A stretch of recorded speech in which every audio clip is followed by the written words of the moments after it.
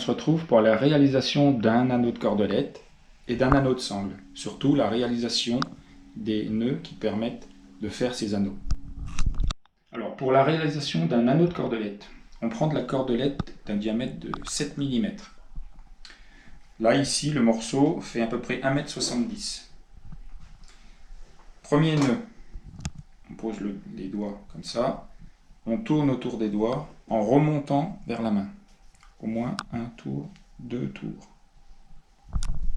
Et on rentre l'extrémité dans l'anneau. Voilà, on laisse dépasser à peu près 3 cm, c'est suffisant. Ensuite, deuxième étape, on prend l'extrémité de la cordelette, on rentre dans le premier nœud, à l'opposé du bout qui dépasse, on rentre dedans, comme ça, et là pareil, on tourne autour de la cordelette, un tour, deux tours, et on rentre dans le nœud. Voilà.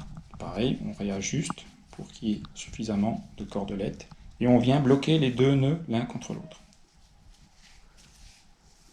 Voilà, l'anneau est constitué.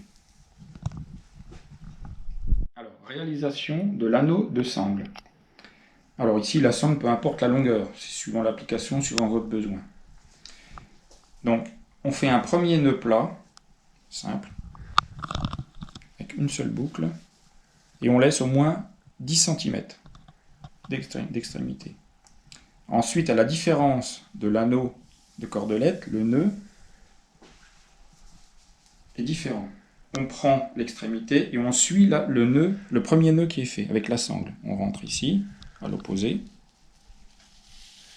On tourne autour, un petit peu plus, on tourne autour, on tricote le nœud en fait. Et on ressort à l'opposé en suivant la sangle. Voilà, on réajuste, on essaie de faire en sorte qu'il y ait à peu près 10 cm de chaque côté. On vient serrer. Et voilà, l'anneau de sangle est réalisé.